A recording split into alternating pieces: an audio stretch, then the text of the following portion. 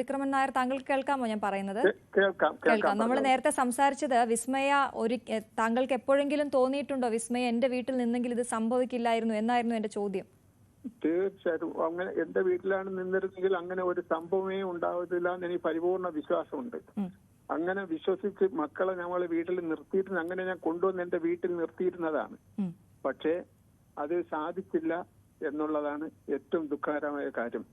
എന്ന് പറഞ്ഞാൽ ആ നിമിഷം എന്ന് പറയുന്നത് എവിടെ അവരിങ്ങനെ വീട്ടിൽ ഈ പ്രശ്നം ഉണ്ടാകുന്ന സമയത്ത് അവിടെ ആ അച്ഛനും അമ്മയും ഒരു പെൺകുട്ടിക്ക് ജന്മം കൊടുത്തവരാണ് അവര് അങ്ങനെ രാത്രിയിൽ ഒരു വിഷയം വരുമ്പോൾ രാത്രി എന്നെ ഒന്ന് വിളിച്ചിരുന്നെങ്കിൽ, എന്റെ ഒരു സൗണ്ട് എന്റെ കുട്ടി കേട്ടിരുന്നെങ്കിൽ എന്റെ കുട്ടി ഇന്ന് ജീവിച്ചിരുന്നതിനുള്ള പരിപൂർണ വിശ്വാസത്തിലുള്ളവനാണ് ഞാൻ.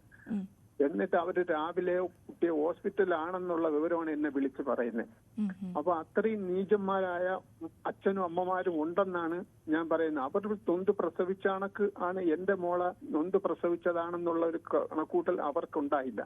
ഞാൻ അവർക്കെതിരെ ഒന്നും ഇതുവരെ ഞാൻ കേസ് കൊടുക്കുകയോ ബാക്കിയുള്ള കാര്യങ്ങളൊന്നും ഞാൻ ചെയ്തിട്ടില്ല. കാരണം അവരും ഇത് കണ്ട് വളരട്ടെ, അവർക്ക് ഇനിയും ഒരു കുട്ടിയുണ്ട്, അവർക്ക് ഇനി ആ കൊച്ച് വളർത്തുന്നുണ്ട്, എല്ലാം വരട്ടെ, നമുക്ക് ഇനിയും നേരിട്ട് കാണാം.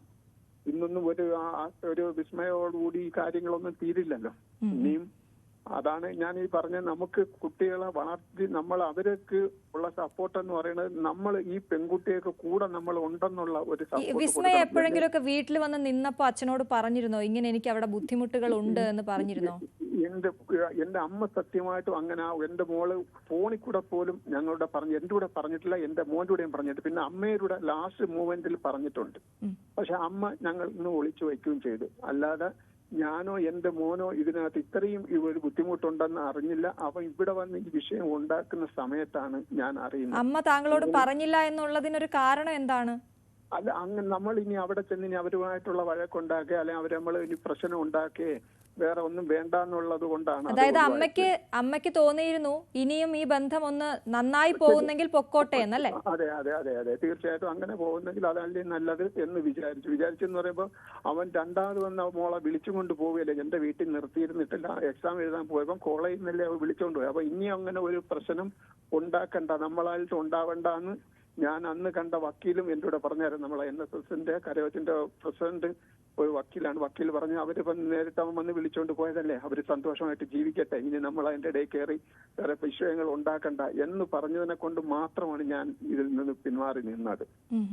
അച്ഛാ, ഇപ്പൊ നമുക്ക് തോന്നുന്നു അല്ലേ ജീവിതമല്ല ജീവനാണ് വലുതെന്ന്? തീർച്ചയായിട്ടും ജീവനാണ് വലുത്, ജീവിതമല്ല. ജീവിക്കണം, ജീവിച്ച് കാണിച്ചു കൊടുക്കണം. അതാണ് എല്ലാ കുട്ടികളുടെയും ഞാൻ പറയുന്നത്. നമ്മൾ ഇതൊന്നും ഒന്നുമല്ല. ഈ വിവാഹമില്ല ഇനി അതിനുശേഷം ഇപ്പൊ എനിക്ക് കുട്ടികളോട് പറയാനുള്ള ഒരൊറ്റ വാക്കുകൾ, നിങ്ങൾ പെൺകുട്ടികൾ തീർച്ചയായിട്ടും ഒരു ജോലി കിട്ടിയതിന് ശേഷമല്ലാതെ വിവാഹം കഴിക്കരുത്. ജീവിതം എന്ന് പറയുന്നത് ജീവിക്കാനുള്ളതാണ്. അത് അല്ലാതെ ഒരുത്തന്റെ കാൽ കീഴെ കൊണ്ട് വച്ചു കൊടുക്കാനുള്ളതല്ല. അതുകൊണ്ട് സ്വന്തം കാലിൽ നിൽക്കാനുള്ള കെൽപ്പ് കിട്ടിയതിന് ശേഷം മാത്രമേ ഒരു പുരുഷന്റെ കീഴിൽ ജീവിക്കാൻ പോകാവൂ. അത് എന്റെ ഒരു എളിമയായ ഒരു അഭ്യർത്ഥനയാണ്. ഒരു ജോലി ഏതെങ്കിലും പ്രൈവറ്റ് മതി, ഗവൺമെന്റ് വേണമെന്നില്ല, പ്രൈവറ്റിൽ മതി. ഒരു 20-25,000 രൂപയ്ക്കകത്ത് ശമ്പളം കിട്ടിയാൽ മാത്രം മതി. ആ കുട്ടിയുടെ ചെലവ്, അതിന് ഇത്തിരി ഡ്രസ് എടുക്കാനും അതിന് അങ്ങോട്ടും ഇങ്ങോട്ട് പോകാനും ഉള്ള പൈസ മാത്രം മതി. അല്ലാതെ അതിന് സമ്പാദിക്കേണ്ട ആവശ്യമില്ല.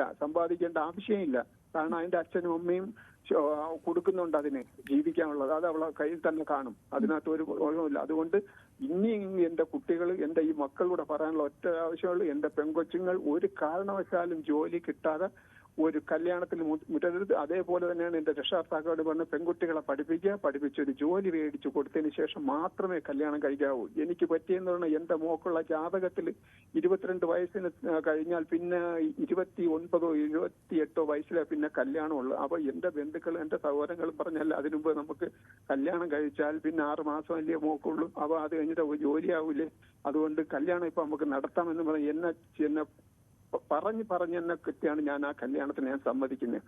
അങ്ങനെയാണ് ഇനി പറ്റിപ്പോയത്. അതെന്റെ മോളുടെ ജീവൻ നഷ്ടപ്പെട്ട് ഞാൻ ഇന്ന് വരെ ആത്മാർത്ഥമായിട്ട് ഒരു ചിരിക്കുക, ഒരു കാര്യങ്ങൾ ബന്ധപ്പെടുക, പിന്നെ ഞാൻ എല്ലാത്തിലും പോകാറുണ്ട്, ബന്ധപ്പെടാറുണ്ട്. എന്റെ സന്തോഷം എന്ന് പറയുന്നത്, എന്റെ ജീവിതം എന്ന് പറയുന്നത് അതോടുകൂടി കഴിഞ്ഞു. അച്ഛാ, ഒരു കാര്യം കൂടി, താങ്കൾ ഇപ്പൊ പറഞ്ഞ കാര്യം വളരെ വലുതാണ്. ഇപ്പൊ ഈ സമയത്ത് അത് വളരെ വാലിഡ് ആണ്. അതുകൊണ്ട് ഞാൻ ഒന്നുകൂടി ഒന്ന് ചോദിക്കുകയാണ്. ഇപ്പോഴും ഈ താങ്കൾ പറഞ്ഞ ഈ ജാതകം നോക്കി ഇനി 30 വയസ്സിലെ അല്ലെങ്കിൽ 28 വയസ്സിലെ കല്യാണം ഉള്ളൂ എന്ന് പറയുമ്പോൾ 18 തുടങ്ങും ആലോചന, 21 ആകുമ്പോൾ എങ്ങനെയെങ്കിലും കല്യാണം നടത്തുന്നവരുണ്ട്. അത് നമ്മുടെ ഈ പരിപാടി കണ്ടുകൊണ്ടിരിക്കുന്ന രക്ഷകർത്താക്കൾ ഉണ്ടാകും. പലയിടത്തു നിന്ന് സമ്മർദ്ദം വരും അവർക്ക്. അവരോട് എന്താണ് പറയാനുള്ളത്? തീർച്ചയായിട്ടും ഒരു കാരണവശാലും ജാതകം എന്ന് പറയുന്ന തെറ്റായ ഒരു പ്രവണതയാണ്. അതിൽ വിശ്വസിക്കരുത്. കുട്ടികളെ ഒരു കാരണവശാലും ജാതകത്തിന്റെ പേരിൽ വിടരുത്. ജാതകം എഴുതാം, കുഴപ്പമൊന്നുമില്ല. നമ്മളെ ഹിന്ദു പ്രമാണം നമുക്കത് ചെയ്യാം. പക്ഷേ നമ്മൾ ഈ കല്യാണം എന്ന് പറയുന്നത്, കുട്ടിക്കൊരു കല്യാണം വേണം എന്നുള്ള ജാതക മുഖാന്തരം നോക്കരുത്.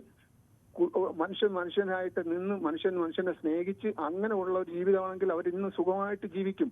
അല്ല ജാതകം നോക്കി ഇത്ര വയസ്സിന് 18 വയസ്സ് 19 വയസ്സ് കല്യാണം കഴിപ്പിച്ച് അയക്കരുത്. ദയവ് ചെയ്യാതെ എനിക്ക് എന്റെ രക്ഷകർത്താക്കളോട് പറയാനുള്ളത്, ജാതകം നോക്കി അവരെ കല്യാണത്തിലേക്ക് വിടരുത്.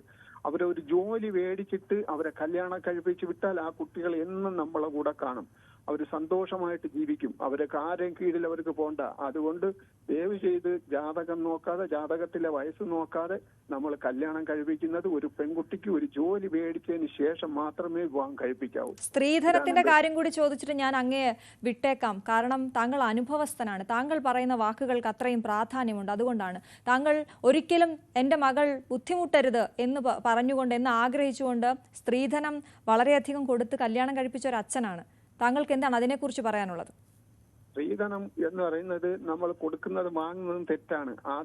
അതിന് ഞാൻ കോടതിയിൽ എന്നെ 3 ദിവസം കയറ്റി വിസ്തരിക്കുന്ന സമയത്ത് ഞാൻ ആദ്യവും ഞാൻ പറഞ്ഞു, കോടതി ജഡ്ജിയുടെ മുമ്പിൽ ഞാൻ പറഞ്ഞിട്ടുണ്ട്, ഞാനൊരു തെറ്റ് ചെയ്തിട്ടുണ്ട്, ഞാൻ സ്ത്രീധനം കൊടുക്കാമെന്ന് ഞാൻ പറഞ്ഞു. അതിനുള്ള ഏത് ശിക്ഷയും ഞാൻ മേടിക്കാമെന്ന് പറഞ്ഞു.